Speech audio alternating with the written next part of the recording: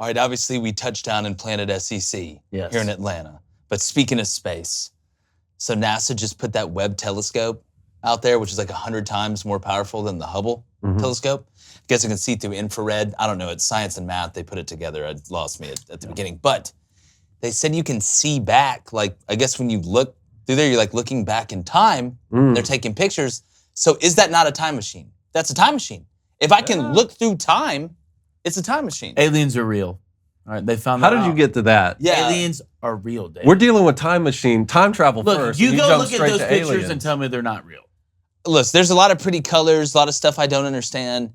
But I wonder if we're able to look forward. Like, what if you turned it around? Like, can I see when Bill O'Brien becomes the new head coach at Bama? SEC predictions. That's exactly right. So if we just turned it around, could we not see in the future? I don't know how space works. Turn that thing I know around. it's a vacuum. I have one in my closet. I've looked at it and tried to figure it out. I don't know if there's that many parallels. They're But going to turn that thing around like Brian Kelly at LSU. yeah, we'll see. Look, we're going to talk about it for sure.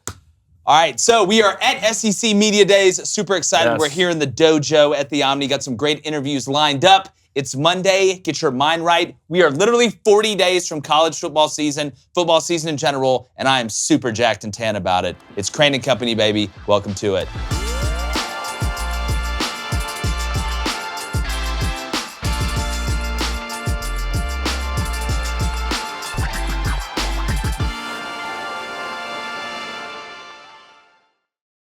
Greg Sankey and leaders in important positions, whether it's in business, whether it's in athletics, bear the brunt mainly of where the sport is going, where the company is going, or the industry is going. And when I look at the leadership going forward, and you look at what Greg Sankey's already accomplished, we are heading towards having a college football commissioner. And we need one. We know the NCAA is an absolute corrupt organization. They're disappearing quicker than quicksand in the desert right now, and it's the best thing to happen to college sports. But there's going to have to be somebody that takes the mantle. There's going to have to be somebody that says, you know what? The buck will stop with me. I will make the decisions. I will take the accountability and the responsibility for the industry going forward. And that has to be Greg Sankey. He's done nothing but make the right moves, whether it's bringing Texas and Oklahoma to the SEC, whether it's working with the TV rights people, but understanding that he's not going to let them absolutely drag everybody across the board. He's actually one-upped them. Taking that mindset, the way he's run the SEC, and putting it to every other conference. I think we're going to the four conference, 16 teams per conference model, the Power Four, whatever you want to call it. You need to have somebody, especially early in this process, when the landscape of college football is changing left and right with NIL, the transfer portal, conference realignment, shifting to mega conferences, geography not mattering anymore. There has to be somebody that can steady the ship. They need their Christopher Columbus. Greg Sankey, to me, can be that guy, because if you look, and I'm going to go and bring in David and Blaine here, when you look around the country right now, while a lot of people are, and I'm worried about losing some traditional college football fans because the game is changing so much, we know the on-the-field product's going to be great. But when I look at the ACC, Cone, I have a ton of optimism. Miami, to me, is going to come back under Mario. I do feel like Florida State eventually is going to turn it around. They have too much tradition. There's too much talent not to. You look at Wake Forest. You go down the list. I love what Hafley's doing at Boston College. Wake Forest, again, with what Clawson's done there, I don't know how long he's going to be there, but I have a lot of optimism in the ACC. The Big 12 has absolutely been defibrillated, came back to life, started a business, and it worked. If you would have told us last year that the Big 12 would be thriving and the Pac-12 would be dying off, I'd have put you on the first boat to Shutter Island. So when I look at across the landscape, and then you look at the Big 10, we know the Big 10 is loaded. I think Greg Sankey, being the college football commissioner, with all the positivity that's going on, is the answer for me. Yeah, and really Greg Sankey's time to shine came during COVID. Very Remember true. when we were worried we might not even have a college football season? He led. He did a fantastic job on that, and then Kevin Warren and the Big Ten and the ACC and the other conferences sort of came along and followed, and that was a great opportunity for him to lead, just like the SEC does so often. And first of all, it's just great to be back in our old stomping grounds exactly here, right. you know. And yeah, it was a year ago that Texas and Oklahoma announced that they were going to join. What a buzz that created, you know. Now you have USC and UCLA going to join the Big Ten. The initial thinking is that, well, what Greg Sankey's done with the SEC has actually been bad for the rest of college football. But I thought you made a good point earlier, which was the exact opposite, which is when Greg Sankey makes good decisions for the Southeastern Conference, it really is good for the rest of college football. And you look, I think there's so much parity in the ACC right now. It's going to be, I know that other than Clemson, they haven't really had a champion come out of there in the playoff era since Florida State won in 2013. But still, you have to feel great about where the ACC is. If you're the Big 12, look like that conference may blow up exactly 1 year ago this week. And now look at the moves that they've been able to add. The Baylor and Oklahoma State Conference Championship from a year ago that was decided by 1 yard was one of the most exciting that I've seen. So I don't know what, big announcements to expect this week, but I know it's going to be a great college football season. Well, Blaine, when I look at the Greg Sankey situation and people will say, well, the SEC has been bad for college football. That's like if I was going to put together and start a even bigger business or try and put together a monopoly, why would I not go get the guy who's been the best branch manager? Why would I not go get the guy that's made the most money for his branch, that's done the best with all the craziness in the coaching carousel, that's got the conference to a level where you are willing to be the all-time winningest coach at Notre Dame, but it's not good enough. Yeah. You got to come down here. So, Blaine, I feel like Greg Sankey would have to be candidate number one, and I think he would take the job. Who else would be out there? Kevin Warren. I wouldn't let him start a dog walking business. You got to give the Sankey. And the thing about the SEC, they've been dictating the pace. Yeah. They've been so good that they're forcing other conferences having to change to keep up with them. And you can't knock Greg Sankey for doing that. He's only making everybody out, well, other than the Pac-12, I guess, making everybody out here better than what they were. They're not disappearing. Sometimes change is good. And Greg Sankey is making the SEC so good that it is forcing change on these other conferences. For sure. And if you would take that mindset and then he could kind of look at it from a wholesome standpoint, because we know a certain guy who I think would be the commissioner of the SEC after Greg would leave, a buddy of ours. I'm not going to say it on the spot here, but we all know who I'm talking about, and I hope he does get it. But he would be the first one in line. He would be the number one draft pick. And, transitioning kind of to today, you have Brian Kelly, you've got Lane Kiffin, you've got Drink from Missouri. Obviously, Commissioner Sankey is going to speak. Always interested to see what Commissioner Sankey says because, again, like you said, the bomb was dropped last year with Texas and Oklahoma getting on the trail and coming back to the SEC. But I want to start with LSU. Yeah. And something, David, that I've said, and I've said since the Brian Kelly hire happened.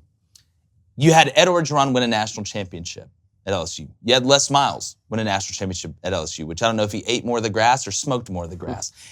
LSU to be able to operate like the way Saban had it, because we know it recruits itself. The state is saturated in talent and they want to stay home. LSU is a national brand. Hell, people think they invented the gritty. I mean, they're next level swag. Kids love that. It's the truth. Brian Kelly, and I want every LSU fan that doubts this hire or says, oh, how's this guy going to come down and do? You already see he's not doing bad in recruiting. He is the stepdad that you never wanted, but you always needed. He's the stepdad that comes in and says, you know what? You're going to clean your room. You're going to be home by 10. You're going to have better friends. You're going to do your homework. And you hate him.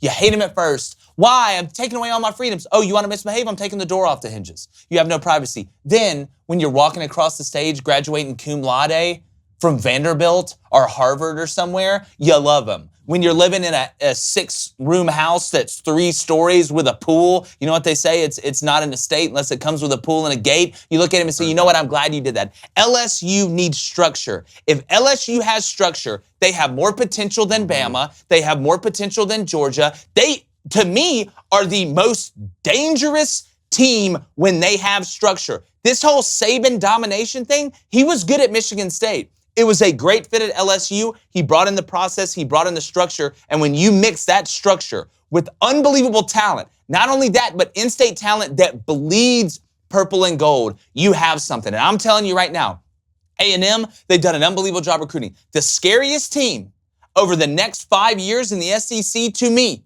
and I'd even go 5 to 7, even 7 to 10, is LSU, and it is without a doubt because you are bringing structure to a literal army of NFL players that are willing to live and die in that state. There is no Auburn. There is no Texas A&M to Texas. There is no Mississippi State to Ole Miss. There's no Vandy to Tennessee. Nobody's going to Louisiana Tech over LSU. I'm sorry. Nobody's going to Southeastern Louisiana over LSU. I apologize. At the end of the day, Lafayette, coach just went to Florida. It's a nice place, but it's not LSU. At the end of the day, LSU with structure is scary as hell. I'm talking The Conjuring scary. I'm talking about walking out in the hallway of the hotel and two little twin girls are holding hands singing a song in the middle of the night. Scary. I remember that that type of scary. Well, look, I'm still disappointed that it wasn't Ed Orgeron who could provide that structure because he was so perfect for that job from a culture standpoint. And I always love it when guys go back to either their alma maters or a place that they're a perfect fit for. You want them to have success. I think like Jim Harbaugh at my alma mater at Michigan, or Kirby at Georgia, or Scott Frost at Nebraska, right? So it was so cool for college football to see a personality like Ed Orgeron be at LSU and be able to have what I think one of the greatest college football teams of all time in 2019. But then look, the wheels fell off the bus there from a culture standpoint, like you were talking about. So you bring in someone like Brian Kelly, a hire none of us really saw coming. I mean, when you're the winningest coach at Notre Dame, you don't think that someone's going to be making a move, but he did it because he wanted to see what was going on in the SEC. And he's on record as saying, I want to beat Nick Saban. I want to beat Nick Saban. So when you're talking about athletes, man, for LSU, look, I'm looking at weeks 1 and 3 right here because week 1 you have Florida State, right? Now, Florida State is not favored to win the ACC. LSU is not favored to win the SEC. But when it comes to a talent standpoint and athletes running around the football field, they may have the best collection of any game we see all season. That's right? exactly right. There's not going to be a lot of slow pokes. No, exactly. Running around that field. And look, Florida State is not going to be down forever, right? I don't know how quickly Coach Kelly can get this culture turned around. I don't know yet who exactly is going to start at quarterback for them. So you have some questions, and a Florida State team who's going to have athletes coming in there. Can you get a win week 1, and then you have Southern U week 2? So if you can start out 2-0, and then a lot of people may overlook that Mississippi State game week 3, but we've seen it done before. LSU better not. That's exactly better right. not. And you have an experienced quarterback like Will Rogers and a head coach like Mike Leach, who you know is going to scheme you perfectly coming in. So if you can get through that right there, and then you have New Mexico week 4, Brian Kelly could either be looking at a 4-0 start before you go to the Plains at Auburn, or are you looking at a 2-2 start because you've had some problems getting the culture changed over? You've had there maybe is a quarterback controversy brewing from camp. I don't know. Here's what worries me, Blaine, and I know Miles Brennan has done it before. Miles Brennan, was literally throwing for 400 yards a game literally before he got hurt. But when you haven't played in basically 2 years, it's not like riding a bike. It's like riding it's like NASCAR. It's like getting in a you may have driven fast before. You've seen it, you understand it, but you don't drive for 2 years. The first time you get back in that car, it's not exactly going to just be purely muscle memory. And Miles Brennan has had a problem staying healthy. And I'm a firm believer, and somebody shows you who you are, or they are, you got to believe them. I say it all the time on this show. Miles Brennan struggles to stay healthy. He is a good player. Is he an elite quarterback, in my opinion? No. But I'm not sold on this Jaden Daniels kid like a lot of people are. I know going from Arizona State was a dumpster fire. Herm Edwards, that whole situation is going down like a sweet muffin. I get it, and he left. But there were problems with guys in that locker room with him too. They helped take his stuff out of his locker.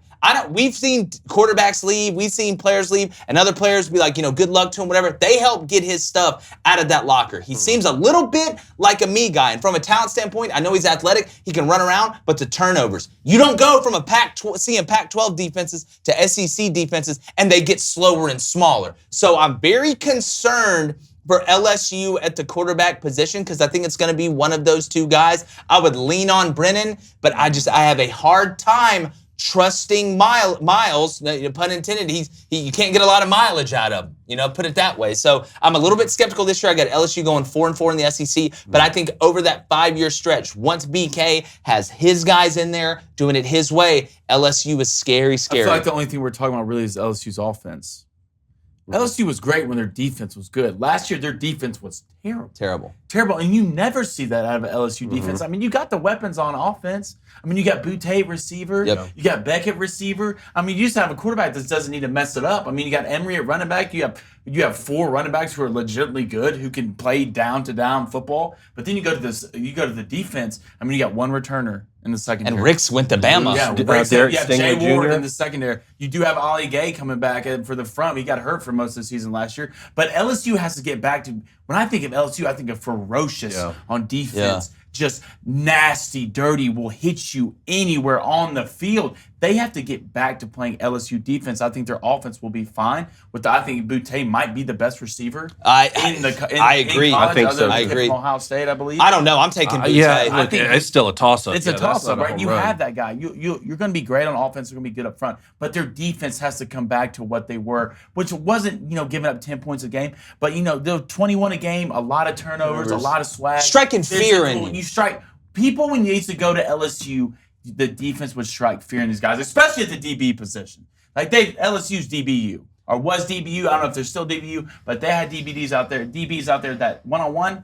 It's all day. So. Well, yeah, too, and again, I'm more of the school of, okay, well, if the defense was bad the last couple of years and you're not returning a lot of guys on defense, that may have been the best thing that could happen to you. Yeah. Now, you do want experience, but again, you look at LSU defensively, they really, really lacked that thump, that what made LSU. And see, I don't even think of the DBs. When I think of LSU, I think of guys like Glenn Dorsey. I think of those guys up front that are just absolutely nasty in the trenches, that are willing to sit there and eat up double teams so the linebackers that run 4-3-5, that run 4-4 are coming downhill and knocking your teeth through the back of your throat. That's LSU football. And I think Brian Kelly, from a structural standpoint, he knows how to hire guys. Ed Orgeron was very fortunate with the guys that he had going there. Joe Brady. Yeah. He was very fortunate. Right when they leave, because we know Ed O's not exactly Rain Man when it comes to schematics in football, okay? He screwed up on the hires that he made. And if you don't know how to hire the right guys, that's what's going to cost you when you're that type of head coach. It's always good, regardless of what type of head coach you are, to know how to hire guys. But especially if you're a type coach like Ed Orgeron is, that's a motivator, that's a hype guy, you can't understand what he's saying, even though he's a good recruiter, make those two things make sense. I don't know how he did it. Well, I could take a guess. But I'm very interested to see LSU's physicality. Blaine, I'm with you on the defensive side of the ball. But another team that's very, very interesting this year is Ole Miss. Now, Lane Kiffin's going to come on today. He's going to speak. Lane always has funny stuff to say. I'll be interested in what he has to say. But when you look at this Ole Miss team, I think Jackson Dart's going to win the job because I think he's more athletic. I think he gives him a little bit more of that running ability. You look at what he was able to do to come in last year. I love the Altmaier kid. He's a little bit of a different quarterback. I think he has a chance to be a really good player. I don't think it'll be at Ole Miss. I think eventually he's going to leave. But Ole Miss lost a lot on defense. I mean, Sam Williams, going to the NFL, the defensive end was huge. I worry DJ Durkin going to A&M, leaving. It's funny, we were talking about the past couple of years how Ole Miss's defensive roster was just depleted and they were having to build and build and build. And I don't worry really about the offense with Lane Kiffin. Do I think they're going to be as prolific as they were with Matt Corral and they had Dontario Drummond and Braylon and all those guys? They're gone. You return Mingo, who was beat up last year. I know they added in, I believe, the UCF transfer, Louisville's second best wide receiver as well. Lane's going to put him in a good position. But I look at the defensive line, and I know they're deeper than they have been, but I wonder how talented they are over the stretch of the SEC season, because that's going to be the difference. They won 10 games last year, guys. Played in the Sugar Bowl. Unbelievable accomplishment for Ole Miss. I am a little bit worried this year with all that they lost. And again, I know the transfer portal can kind of hide some things, but I'm expecting a 4-4 year in the SEC for Ole Miss. Yeah, well, you're saying they lost a lot on defense, and that was a defense that was much improved from the previous season, but still not elite, right? And it's hard to be elite on defense when you're going that fast on offense, what we talk about a lot with Tennessee and some other schools like that. So let's see what they can do as they replenish on the defensive side of the ball. I'm looking at week 5, guys, when Kentucky comes to town. That's what I'm looking at, because they open with Troy, they have Central Arkansas, they come to Georgia Tech, then they have Tulsa. So wouldn't be out of the question for Ole Miss to start 4-0, which that's get off hot. What a big game! What a big game for Jeff Collins. For Jeff Collins, and it's here. It's in Bobby Dodd right here in Atlanta. But I'm looking at week 5 because when Kentucky comes to town, you're going to see a lot. You want to talk about physicality, right? Kentucky's going to be that. When you talk about Ole Miss not returning a quarterback, Kentucky returns their quarterback. So look, that's going to be a very interesting game, because if they can get past that game for Ole Miss, then you have Vanderbilt the next week. All of a sudden, you're looking at, you could start 6-0, right? Before you have to play Auburn. Yeah. Right? We're talking about LSU. And that's at home. But look, I think that Kentucky-Ole Miss game is going to be a dog. Well, we'll find out whether or not Ole Miss can stop the run against Kentucky, because Kentucky's bringing back Chris Rodriguez. Your offensive line's going to be fine. Will Levis, we know he can run, and they lost Wan'Dale Robinson, who was kind of their out. I think you're going to see Kentucky lean on the run game even more. Yep. I think you're going to see a lot more RPO stuff from Kentucky this year as they continue to evolve that offense from the 1922 offense that Eddie Gran was running. But we will find out. I tell you what, Tulsa 2 is pretty physical. Scary. Tulsa's a scary game because that area is, well, we recruited it. You look around there, Broken Arrow, places like that. Those kids can really play. But again, Ole Miss, it's up front. It's in the trenches. I don't worry about them out wide. I'm with you. You lost Chance Campbell. You know, he was a probably dog. made every tackle, which he is now on the Titans. Yes. That's 6th-round pick now on the Titans. What a steal. Dude, Mike Vrabel and him together. Yeah, what a oh, steal. man, hold on. But, you know, you look at Ole Miss up front on offensive line, they're going to be good. I believe they returned all 5 starters. But basically everybody, they're intact, which is huge. NFL guys, especially with the new quarterback. Yeah, right? it's huge. With the new quarterback, now you can do what? You can lean on the offensive line. You did lose all your running production Lost from last Snoop. year, but you did get Zach Evans from TCU. Yes, I'm interested to see the how running he back does. transfer. I'm never worried about the Ole Miss offense. They're going to be good. Lane Kiffin's calling the play. I think Jackson Dart will be the starter at the end of the day as well, but it all comes down to the defense. Okay, you don't have to be great, but can you be good? Can you get turnovers at the right time? You know, are you production-wise, can you get a lot of sacks type of defense?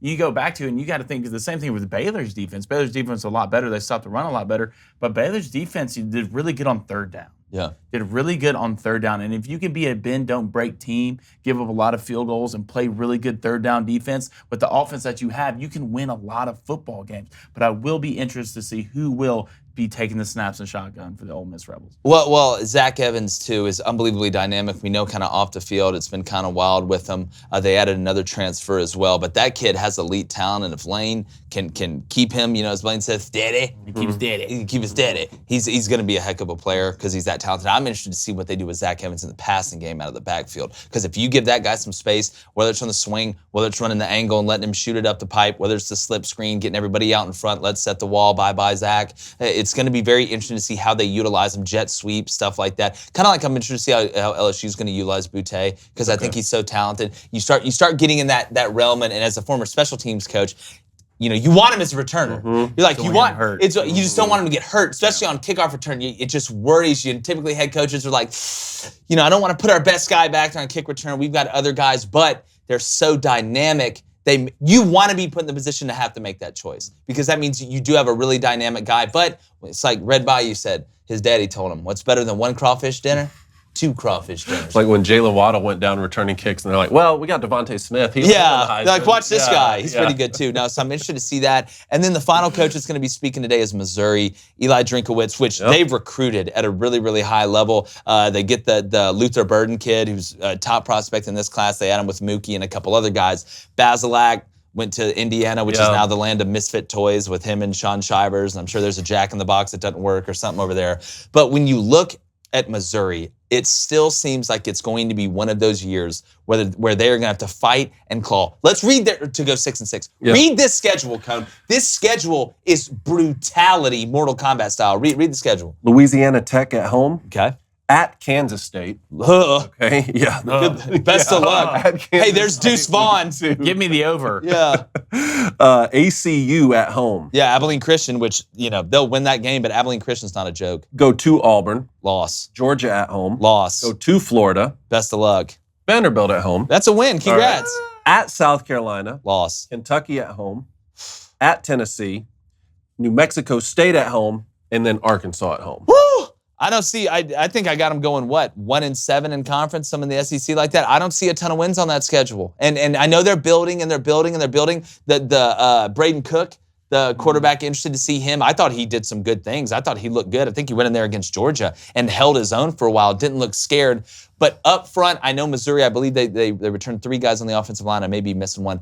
I just still feel like the depth up front on both sides of the ball, Missouri is just not ready. I do think they have talent outside. Drinkwitz is going to try and out-formation you. He's going to try and out-motion you. He's going to try and figure out what you're running on defense pre-snap, whether it's man, whether it's zone, whether it's combo, whatever. But I still don't think Missouri, especially with that schedule, has the horses right now to say we're going to go 8-4. Now, you can never sleep on Drink. And I know Missouri fans, if they go 5-7 this year or 6-6, they're going to be upset. It's a matter of time before he gets it, not to where they're winning the East every year or where they're able to make a run every 3 years, but it's going to start and end up front. I know Coach Drink knows that, but at the end of the day, I look at that schedule and Missouri, to me, I don't see it. I'm not drinking the Kool-Aid there in Columbia. Their number one priority should be to get better on defense. Oh my God, they were so bad last year. Because even in some of the games where they scored a lot of points and they were up and they had games put away, when you lose games that way by giving up so many points and yardage in the second half, it's not only did you lose, but then it's demoralizing. Yeah. And then with the transfer portal the way it is, that's what'll make kids want to leave. So be more competitive on defense. Obviously with Drinkwitz, the offense is going to take care of itself with a lot of the stuff that you were talking about with his schematical abilities, but you got to find a way to just win some games you're not supposed to. The production, what scares me is as bad as Missouri was on defense, that they brought a lot of production back last year on offense. Bazelak, Beatty. Beatty's a dog. This year, that's gone. All that's gone. It's going to be nothing but new faces on that offense. And I do think Drinkwitz schematically is a witch. He is. But that offense is not going to be even close to where it was last year with the guys that you have. I mean, Beatty's with the Ravens right now. Bazelak is in Indiana. But still, I think Brady Cook had, like 300 passing yards total last year. Yeah, well, I'm trying to remember. Played. The backup running back, I know, barely played. And your defense was terrible. You got to be able to stop the run. Missouri, it scares me this year because I don't know if Missouri, they're not going to be better than they were last year. Well, I feel like whenever you have to trick people to win, like that's just not. It won't last. It doesn't last. Like you may get away with it 1 or 2 games where it falls into place, but you have no consistent identity, right? Alabama's, the Georgias, even A&M, the good teams in general, forget the names, they don't have to trick you. Sometimes you know what they're going to do. We're running it right We're running it right here. in that B gap. That's exactly right. But guess who we have blocking in that B gap? Yeah. A first-round guard next to a first-round tackle. So whenever you have to try and manipulate your way through everything through the whole season, it's impossible. I don't care if you're John Wooden. I don't care if you're Jimmy Johnson. I don't care who you are. It's tough to have to trick your way through a season. You can't do it, especially not in the SEC. And if you look at the way the SEC East has been trending up with Tennessee, I'm interested to see South Carolina, Kentucky, and what they've established there with the best coach in Lexington, that is Mark Stoops. It's just not a great time to try and have to trick your way through an SEC season. So again, it's going to be interesting to see. It's going to be an interesting day, but Missouri, man, I know they're going to get it going in Como eventually, and I hope they do, because that's a great market. The St. Louis market, when they're cooking, is a great market. So, and I want it for Drinks so bad, man. I know. He wants it for Missouri so bad. He comes on the show. We're going to have to talk to him. Bring some offensive line back. You did lose, all SEC center to the Bills, I believe, Mike. And I believe Cook did throw for a pretty good clip in the bowl game, because I believe he started in the bowl game, and that was kind of the, all right, that means Bazelak's not coming back. So he was 46 of 58 last year for 345 yards. Okay. With 2 touchdowns and 0 interceptions, got sacked 4 times. So, his completion percentage was 79.3. Obviously, it's going to be better because he hadn't had enough pass attempts. But, the good thing about it is, you are bringing back a good bit of your offensive line. So, that's a win. That is good. Yeah, and I'm trying to remember if it was Cook or if it was Beck in the bowl game that came in and played for Missouri. Look that up really quick, because I believe that it was like they had a really good clip in the game, but the average yards per completion was pretty low. So, they were probably spitting the bubble out a lot. I'm trying to remember the game off the top of my head. It's going to be pretty interesting. But Missouri in the East, David, is fascinating to me. It's fascinating because there's a vacuum underneath Georgia. Like in the West, we kind of know where it stands. Well, we know Alabama has been dominant. They may have their most dominant team. You look below them, LSU's interesting. Auburn's going to be interesting. Ole Miss, Mississippi State, Will Rogers, them coming back. Arkansas, to me, is going to be my breakout team in the SEC West. I got them going 9-3, and all 3 losses in the SEC. So Brady Cook was in the bowl game. Yes. Was 27 of 34. With 238 yards. Yeah, so it wasn't huge yardage completion. It's Army. Against Army, which, again, you got to think, too, you're not getting the ball a lot in that game, and Army ran through Missouri like, crap through a tin horn. So they better fix the middle of that Missouri defense, which, last year they brought in the linebacker from Rice. They're like, all right, this guy's going to be able to help replace Bolton a little bit. Because you remember, Nick Bolton was half of Missouri's defense. Yeah. By himself. The dude was making plays left and right, so it's going to be very interesting to see. But speaking of seeing, if you want to watch the rest of this show, remember, you can listen right here. But if you want to watch, head to thedailywire.com, become a member, or listen on Apple, Spotify, wherever you get your podcasts. Subscribe, leave a 5-star review. All right, we'll be right back. Make sure you stay with us. Great second half, unlike the Falcons.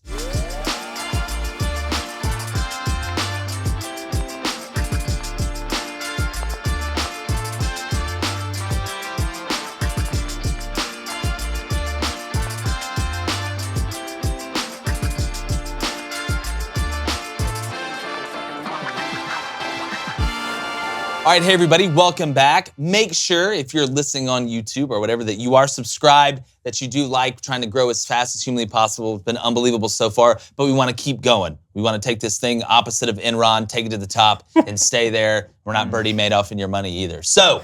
Not yet. Yeah, Blaine's over there crunching the numbers. He's got his little green visor on. Get out. Like, yeah. Well, at least Blaine told him. Yeah. All right, Cone. We said we wanted to do this, and I'm so interested to see what yours is because your brain is abnormally large. About it every time we talk about it. I'm actually a little bit worried. Wildest predictions For media days. for media days in the SEC. And you go first. Well, look, here's the lock. The lock of it's the a day- lock of It's the a lock. of the Lock day of that is day. that Lane Kiffin is going to say something disrespectful and take a shot at Nick Saban. Wow. That's Probably. the lock of the Probably. day, okay? But the wildest prediction is that the Tennessee Titans and the Atlanta Falcons are going to be joining the SEC. Who knows? By the end of the day, that may be true. I tell you mine. I think you will have at least one SEC head coach hit the gritty at SEC Media Days. Hit the gritty. Hit the How does gritty. that I'm look, calling Blaine? it. Show us how that looks. Yeah, Blaine, how's I'll it show you go? How off does it camera. go? You show us off camera? No, I'll show you off so camera. Come with the on, bow and man. arrow? No, I'll show you You off were, camera. you were in your room in your leotard earlier doing it. You saw that? Yeah. You shouldn't leave your curtains I open, closed the bud. windows. I Shouldn't don't leave know your how you curtains saw that. open, bud. Wildest predictions. Those are two great predictions.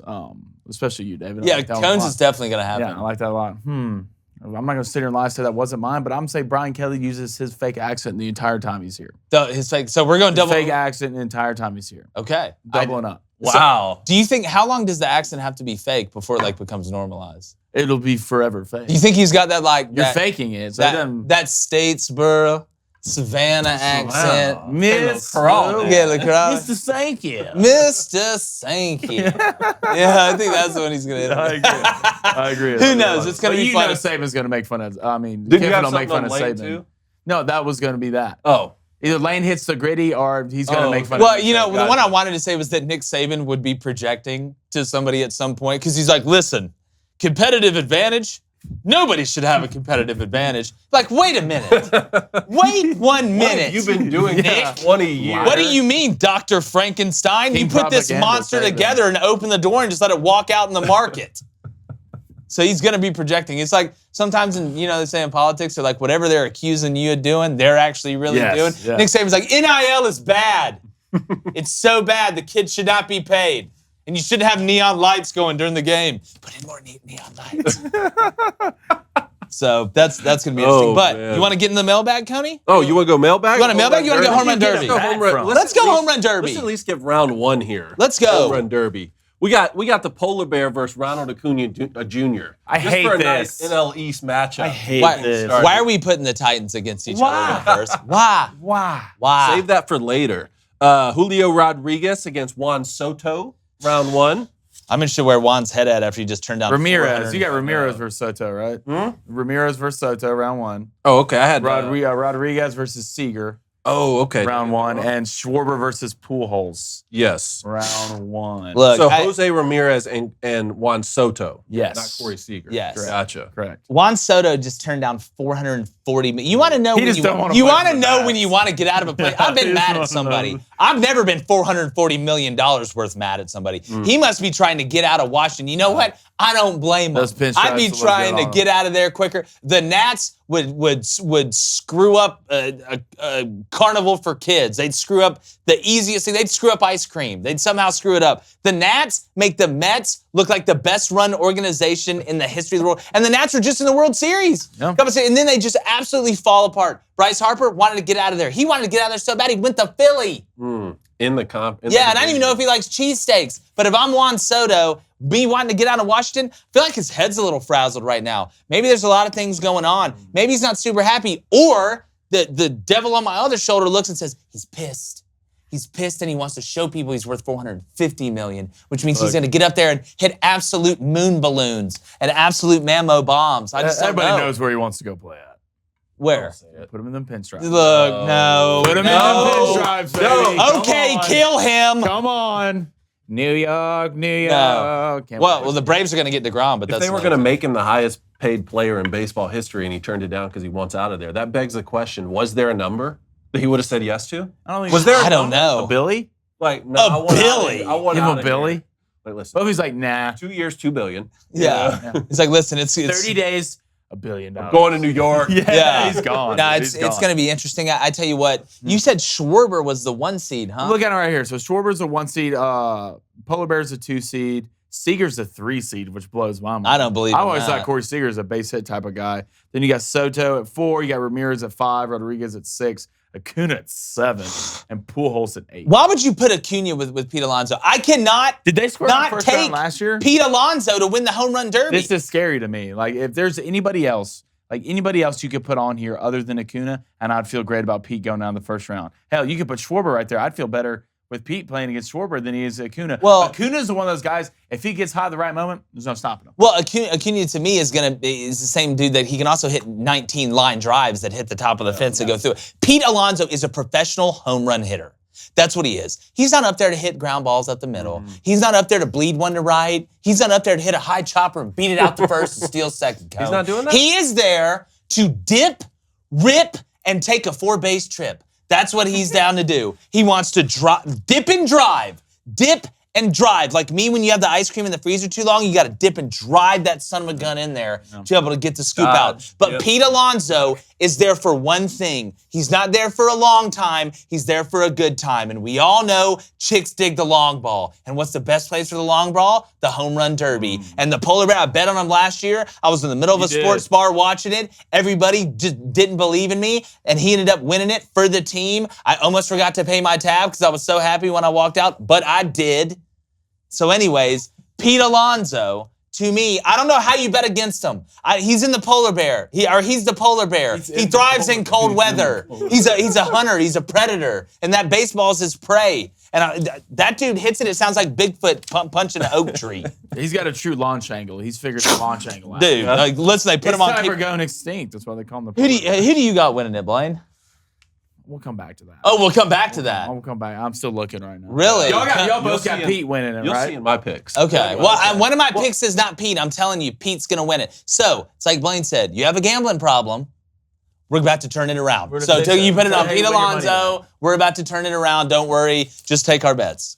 All right, you want to go to the mailbag? I guess, Mailbag, David. Come on. Got a question from Brandon. First, you guys Let's are the go. best sports podcast I listen to. I agree. Nice. I've stopped listening to all others who insert political matters when they are not needed. They're terrible. Thank you. Second, for college football, should athletes be allowed to skip their last game of the season with NIL money in play? For example, a wide receiver has a $1 million NIL deal, but should he be allowed to skip the final game to go pro even though he has made that money? So, are we talking about regular season final game or are we talking about bowl game? It had to Let's be just bold. say- Have to be- It had to be Let's bold. just say anything, or even another similar question we've gotten is like to be able to skip us, leave early. And Here's what I think.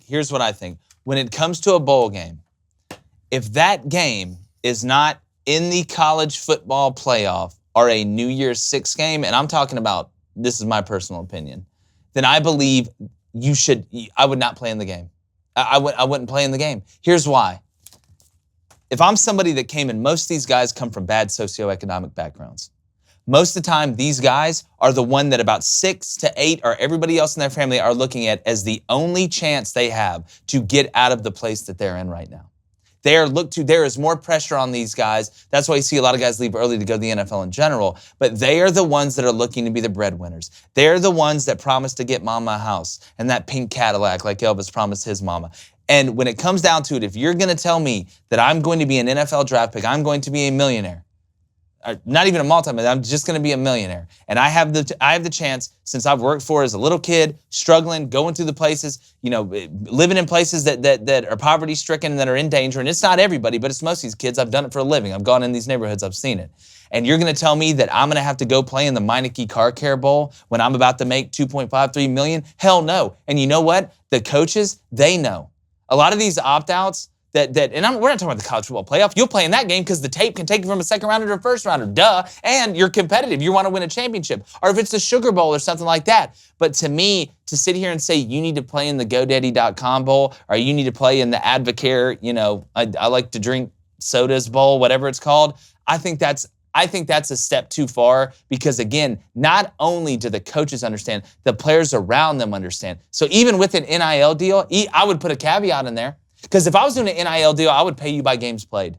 That's how I would do it. You would have to hit a certain percentage of games played, and guys are going to play in the regular season. And that's why that's one of the things, Cone, I love about expanding the playoff to a certain extent is because now you make more bowl games relevant. Not only that, you make more regular season games relevant at the end of the year. Now, even if you're, we're 8-2 right now. It's looking like we're not going to win the West. We're not going to have a chance to go to the playoff. Well, hell, it expands to 12.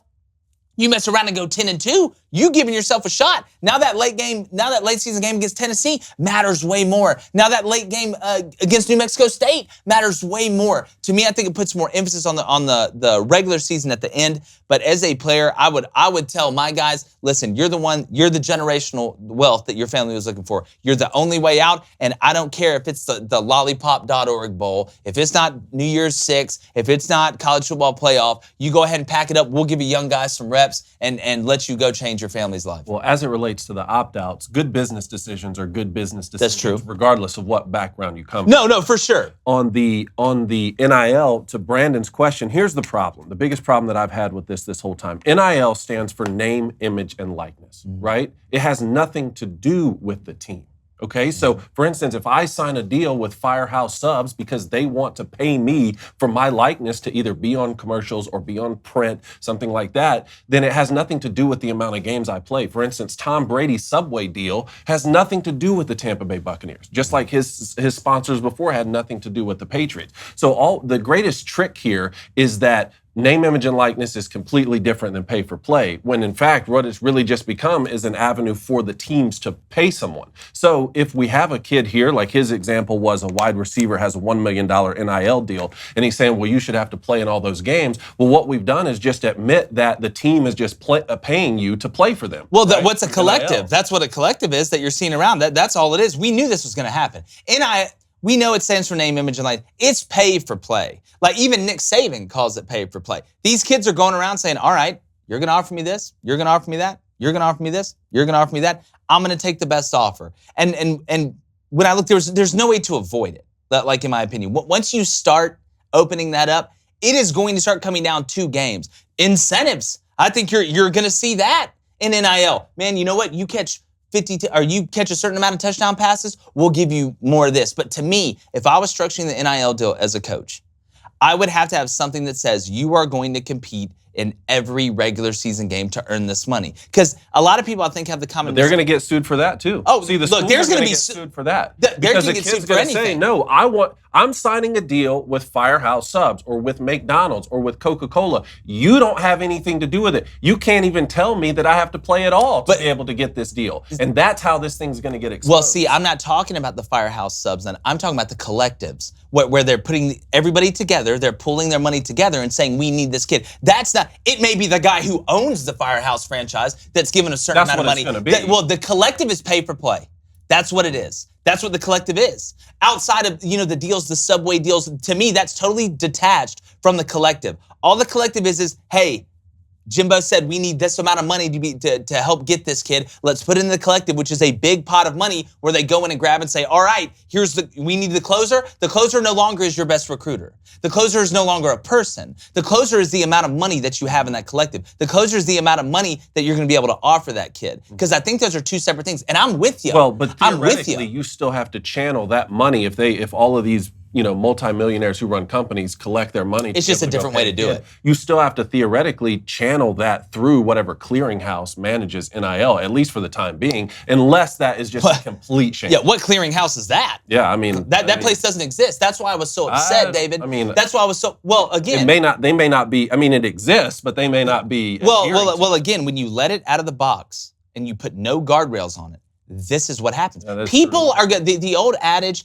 give an inch, take a mile. Mm-hmm. That's every person in business. Any opportunity you give somebody to take a mile out of an inch, they are going to take. That's how human beings are. That's the human condition. That's why they put NIL, just let it out, just dropped it on their transfer portal. That's fine. 1 free year, doesn't matter. You can go from Bama to LSU. You can go from Utah to Oregon. Doesn't matter. When you no part of society it has ever worked when you just threw something out there. It's not like in the Constitution, they're like, all right, well, here we go. Let's just throw it out there. No, it was well thought out. There was stuff that was added to it. Like things like this take time and you need guardrails. And guess what? If you release it and the guardrails aren't good, then you can change it after that. But when you release it with nothing and you let the monster just run out in the city, don't be upset when you turn around and all the skyscrapers are down, 200,000 people are out. So that's just the way things work. I think it's the way life works. I think we agree in a roundabout way, actually. Yeah, I mean, you're making a lot of good points. Well, I'm trying. Doing that. All right, I'm going to try. Blaine, you want me to go to the next question? Yeah, go ahead. All right. I think both of y'all did a great job right there, guys. Did I? You promise? You know what? You're wrong. You're wrong.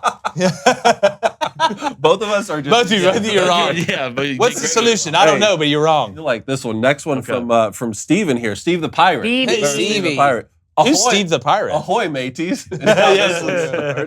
Who do you believe are the biggest scallywags in each major sport of all time? Definition of a scallywag: a person who behaves badly but is an amusing, mischievous character rather than being in a harmful way. Here are my picks. MLB, Manny Ramirez. NBA, Allen Iverson. NFL, Deion Sanders. NHL, Alex Ovechkin. And Steve the Pirate says also, the show shivers me timbers and is the treasure I've been seeking in sports media. Good, man. I'm always glad when somebody gets some booty. All right, so NBA, I'm going Dennis Rodman. Have to. You got to. I know Draymond is getting up there, but he didn't color his hair. He didn't wear a wedding dress when he got married. I mean, Dennis Rodman was out there eating reptiles and stuff in front of everybody. Hell, he's the ambassador to North Korea, right? How do you get that job? You be Dennis Rodman. That's tough to beat. I mean, would Pat Bev be up there? I don't think that's a bad one. I mean, I'm trying to think. Dennis is just like in a league of his own. Oh, boy from the Pistons. The big white guy. Lambeer? Bill Lambeer? Lambeer. I mean, he was out there, was half UFC, half basketball. I mean, the dude was trying to fight everybody. I would go Bill Lambeer. I would say Major League Baseball, man, Manny Ramirez is a good one. I would say Yasiel Puig. You think so? Can you put Yasiel up there? I mean, he was out there, man. Like, I know he had some stuff off the field. Nothing super duper like crazy where he was physically violent or anything, but it's an interesting story. Yasiel Puig's one. Manny being Manny, man. That's a good one. Gosh, who would football? I got to go Ndamukong Suh. You go Ndamukong. That's a great one. God, that's a great one, Coney. I'm gonna go Ndamukong with you. You know, I wanted to go Lawrence Taylor, but he did get like arrested for drugs, so he was kind of a bad guy. Man, Ndamukong Suh's a good one. It's a really good one. I agree with you there. I like it. All right, you got any more to add to that list? I would say maybe Cam. Cam Newton? Yeah, he's a problem. What about Antonio Brown? He just nuts. Yeah, he's just insane. He's just insane. So is Dennis Rodman. They're just insane. Well, I think Dennis Rodman is insane. No, I'm not saying he's not insane, but Dennis Rodman's wasn't storming off on the team. Like Dennis Rodman wasn't taking 6 years off. Dennis Rodman was pulling people's pants down to go get a rebound. Artest. Artest is one. That's a good one. Excuse me, watch your mouth. It's meta world peace. Yeah, my bad, guys. The NBA has so many. Yeah. MLB, you could probably add Josh Donaldson to that list. Donzo. What about Odor, who absolutely cold cocked Jose Batista at second base? You watch your mouth, or I'll punch it. All right, one here from George. Well, I could not care less about the NFL. I found your banter about the top 10 QBs in the NFL quite entertaining. What do y'all think about the ESPN list, particularly the inclusion of Dak and the snubbing of Lamar? Well, you know, first off, I appreciate the kind words. Let me pull up this. I would like to tell everybody on the planet and whatever the new Webb telescope is looking at, I don't believe in Dak. I don't. I'm sorry. You get into the playoffs and you just Drew Barrymore from 51st Age. You just forget. You just wake up, hey, let's go get a pineapple in front of the tree. It's my birthday. You believe in Kirk, though, more? I believe in Kirk Cousins more than Dak Prescott. I'll keep saying it. 4-1 against him. Okay, well, it doesn't really matter. Kirk's done more than Dak. They got in the playoff. Kirk's done more. Done way more, actually. And it's going to happen again this year when the Vikings go further than the Cowboys do. And I'm going to laugh, and I'm going to laugh, and and I'm gonna laugh, and I'm gonna gonna get look at in on Skip that. I'm Bayless, gonna laugh, and too. I'm gonna laugh, and then I'm gonna go see He has Stephen the A. exact same record as Dak in the playoffs. He's made bigger plays in the playoff than Dak Prescott. Name one big play that Dak Prescott's made in the playoffs. Go ahead. Name one big play Kirk Cousins made. Past Diggs against the Saints to win the game. Saints guys forgot how to play football. It's a big play. He threw a pick. It's a big play. He basically threw a pick. You mean a Touchdown. touchdown to win the game? He has the same Yeah. record as Dak in the playoffs. Look, well, I tell you, and it's amazing. So Dak's a top 10 quarterback. Yep. But the fact that you would put Dak Prescott above Lamar Jackson, who's won an MVP, that's led the league in touchdowns, I didn't that is do an that. absolute. I'm not talking about you. Oh, okay, I'm talking about the ESPN list. Here's their which we list. know ESPN is German for this show sucks. Here's their list in 1 through 10. Aaron Rodgers, Patrick Mahomes, Josh Allen, Tom Brady, Joe Burrow, Matt Stafford, Justin Herbert, Russell Wilson, Deshaun Watson, and then Dak. Erroneous. Deshaun shouldn't be in there. Dak Prescott ruins the whole list. I think 1 through 8. It ruins fun. the whole list. 1 through 8. You put Patrick Mahomes in front of Tom Brady. How do you put anybody in front of Tom Brady? I get that, but still, I think 1 through 8 at least belongs there, even though you could You can make switch an up argument the order. for You it. could switch up the order. You is can make how an we did. argument for it. Deshaun, obviously, you had Deshaun at 9, I had right? Deshaun. I just So because even they haven't that- suspended him yet. I know they're going to suspend him for a year. I get that. I don't have to look into the Webb telescope. I'm going to reference that 8 times for I was here and be able to. 4 to 6 games. Never pretend like you know what Roger Goodell's going to do. That's true. 4 to 6 games. Well, the thing that Roger cares about is has everybody else seen the video? That's all he cares about. How many people seen the video? I mean, he looked at oh boy with the Ray Rice one. All of a sudden, wait, the Patriots videos just happen to disappear. Hey. You know, it's like when you go far enough asking about aliens, where you get there, and I'm not talking about like Nicolas Cage finding the book in the library, the president's book. I'm talking about when you really get to the nitty gritty, and they're like, well, there was this that they took in to use as evidence, but it just disappeared in the 80s. So There making an must have engine been that a runs on fire water. or something. Like, you get far enough in there, Roger Goodell's like, tapes? What do you mean tapes? It's an absolute joke. Roger Goodell, I tell you what, Greg Sankey's so unbelievably good. Roger Goodell and Rob Manfred, if we just, I wouldn't mind if they were castaway. I'm not going to lie. Give them a couple volleyballs, put them on an island, find them a cave. These guys out of here. Like I said, Rob Manfred's even the worst, man. I feel like he should be the ball for one of the games. Yeah, what y'all think about the draft yesterday? We'll see. I love that. Yeah. I love what Alex is doing for the Braves. Yeah. He got Burkhalter from Auburn, who came in there and was just absolutely shoving it. Like he's worked for what's that company that makes all the casseroles, the stuffings or whatever it's called. You know what I'm Stofers. He was shoving it like Stofers, man. I like it. You know what I meant. Yeah.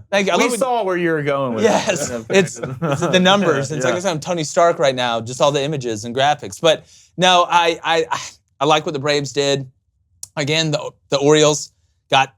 They're hot right now. The Mariners. Look, Mariners like 21-3. The Mariners have figured it out. Can I be honest? The Mariners may have, and I don't want to go off on a side tangent here, but the Mariners may have the coolest colors of like any team in Major League Baseball. Yeah. Like it's just a cool. Blue. It's just a cool. Yeah, I'm telling you, the Mariners, the dark jerseys the Mariners have. Like I remember, like Edgar Martinez and Griffey and Randy Johnson's 11-foot ass up there on the mound, just drenched out in the Mariners gear. Let's get on the ship. Let's go. Is that the craziest thing ever to happen when Randy Johnson hit that bird? Yeah, it is. That has to be the craziest thing ever to happen. I saw it the other day. Can you imagine sitting in the bird exploded? No, forget sitting in the stands. Can you imagine the bird? The catcher. What? No. Can you imagine being the bird? You're like, all right, well, I woke up. I'm a bird. I'm flying around. I'm going to go find some worms. Ooh, there's a lot of people. I'm just going to do a drive-by the game. Oh, my God, I got hit by a comet. You know the catcher was just freaking out. Yeah, it never got to me. That's not a pass ball. Randy sent that bird back into time. It was like the Hadron Collider, like when they shoot atoms together.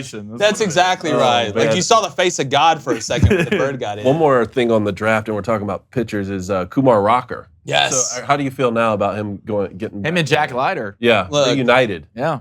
It's a good start. Yeah. I mean, Kumar's disgusting, but the one I'm the most excited about is Andrew Jones' kid. I know he didn't go to the Braves. You want to talk about just looking at a picture of me and like, he's good at baseball. I can tell you right now. Yeah. Andrew Jones' son got drafted. Matt Holliday's son got drafted, who's an absolute stud. There were 4 in the first round, former players. Yeah, that's just how amazing how that works. But Drew Jones is an elite prospect. I cannot wait. I tell you what, if we talk about baseball and they're trying to market their stars better, I can see on TV with the commercials, they're trying to market their stars better. There are some unbelievable young talent in this coming up in the league, and I'm so excited again. This is why I don't want to do what Blaine does. I don't want to pump them full of steroids and see 120 miles per hour and balls hit 630 feet. I want to see the Drew Joneses. If you're beta, just say that. Wow. Say that. But Yeah. let him fight still? Or See that? We can talk about that. We can, that's not a Back to an alpha. horrible Back to an idea. alpha. I don't think that idea is as bad as what everybody thinks. Well, it comes back to I got this asked the other day. Like, do you do the Caesar thing where one person just defends the team and they both meet in the seventh? Caesar thing? Caesar thing? Are you talking about Planet of the Apes? What is the Caesar thing? Isn't it Caesar when Planet of the Apes? no when he Oh, yeah. defended the You're city. talking about the actual. Yeah, defended. Oh, yeah, actually, Caesar. like they picked one guy to defend the city, and it was Caesar. Although he never gave it up after that. But does each team have a Caesar that they meet in the seventh inning and they just fight it out, or do they challenge duels and let them go out there and fight? We'll see. It would have We're still working out kind of the inside The stuff, Caesar but we're thing? getting there. Yeah. But I Make- do want to pump. Imagine pumping Drew Jones with steroids right now. No, Best player not we'll to see. do it. Let's Best stop. player we will Listen. stop it. Wait, I'm down. He had 118 home runs in one season. steroids.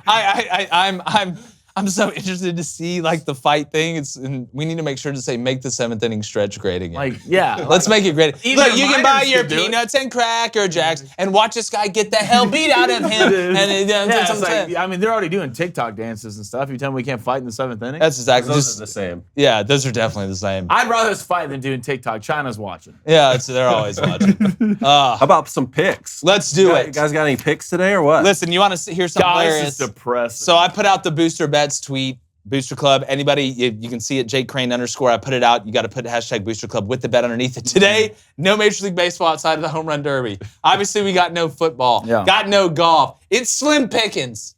It is absolute slim pickings. And watching people the way that they've kind of responded, you could tell they're scrambling for bets. So I dug down in the well. Luckily, didn't pull out the girl from the ring. But here's what I got. I got Italy's women. What? Italy's women's soccer team to win against Belgium. I swear I Because don't have a who the problem. hell knows? What are those odds? Minus 122. Nice. Well Thank you. I done. appreciate it. I will say, did go 2-0 on Saturday after I've absolutely just dropped the ball more than Tony Romo or Mark Sanchez when it matters. I got the Italy women this month, while Blaine's absolutely on fire. Italy's women's soccer team to win, minus 122. And then I'm going home run over 500 feet. Love it. At plus 160. Okay. Maybe because the kid needs a little bit, and somebody's going to close their eyes and run into one tonight. Okay. And you're in LA, it's a Dodger Stadium. The air isn't as thin because of humidity, but maybe thick because of all the smog and all the stuff going out there. We'll see. I just hope it doesn't, the cloud from Pokemon doesn't catch the ball and throw it back in. So I'm going a home run over 500 feet. I think the furthest one last year was like 521. I think that's the record. Somebody hit an absolute just star shot. So I'm gonna go over 500 feet at plus 160. Giants. Come on, let's go. So you're not going with Pete tonight? I did a personal with Pete. Okay, you got a personal. Who you got got a winning? personal. I got Pete Alonso winning. Okay. I said that earlier in the show. That should be the name of the post yeah, show. you have to yell. Our new Oh, post I'm yelling. show. Personal with Pete. personal. with- Let's yeah, get personal. with Pete. Well, I am Pistol going Pete on the show, okay? Pete Alonso wins the home run derby at plus 200, and then let's double up Pete Alonso with the most home runs tonight at plus 300. Ooh, Let's go. good. Put What are it the all odds out on both of those again? Plus 200 for him to win, plus 300 for him to hit the most home runs. Wow, I love where you're Including all the rounds. You're all in. I'm going Chips on all the in. Table. I'm going all in. Show your cards. Blaine, what you got? Okay, went 4-0 over the weekend. Thank you to the Braves and Nationals Great. for keeping that under 9.5. What are you this month? Like 21-7 or How many bet- what are y'all? 23-7? How many bet? I don't know. I'm in 28 total bets. So you're 21-7. I'm not looking 21 up. and I'm not 7. looking up until I'm in the lead and Okay. close this thing out. You're gonna be Yeah, looking good at luck. it a lot. Yeah, good luck. All right, that's what I'm taking. I'm also taking the 500-foot home run. Bet buds? We're bet buds plus 160 on that. I hate that you just did that. I'm No. See, now you're a now hypocrite. I'm in a predicament. You're a hypocrite. So you took Pete Alonso. Uh-huh. And what was your second bet? That he hits the most home runs as well as winning the home run derby with all the rounds. Which makes sense. Math adds up. I mean, Okay, so this is what I'm going to take. I'm going to take Pete Alonso, Juan Soto, and Kyle Schwarber to each win their first round matchup. That's plus 220. nice. Wow. Okay, good. Little, All right, so like, Same it's derby heavy. parlay. The home run derby is going to be, Hold as they say, it's going to get awfully physical Baby around here. Cone sent me some picks. He wants Ronald Acuna Jr. to win the home run derby. What's that going at off? plus 650. Wow. That won't be good And- for anybody. He wants the longest home run in the derby to be over 491 and a half feet at minus 110. Okay. That's at minus 110. I love that. Mm-hmm. Baby Cone. Look, if Ronald can get past the first round, Yeah. There's a then shot. there's a really good shot. He gets past the first, which would totally screw the Pete Alonso thing. That's why I didn't want to make a show pick with Pete Alonso to give myself a little bit of that gray area and then a little bit of versatility, a little dual threat offense. He can run, he can throw. It's a personal. It's a personal with Pete. And then the over 500, just come on, somebody just square one up one time. Let's keep our hands back, hips hot, and let's fire. I think it's gonna be Juan Soto. Juan Soto? Juan's gonna lay into one. He's gonna get one. Also, we're gonna be shooting content for social media all day from SEC Media Days. And just because we're at SEC Media, it doesn't mean we're not gonna show some love to your conference alma mater in the Big Ten or the ACC or the Packet-In 12, and the Big 12, anything like that. But make sure in the comments you let us know who's gonna have a better year. LSU, Ole Miss, and I'll throw Missouri in there just for our Missouri fans. There's some red meat. But really, between Florida and LSU in the comments, let us know. Make sure you subscribe. If you just found out about us, thank God. It's about time. And like our chances of not winning SEC Media Days, we're gone.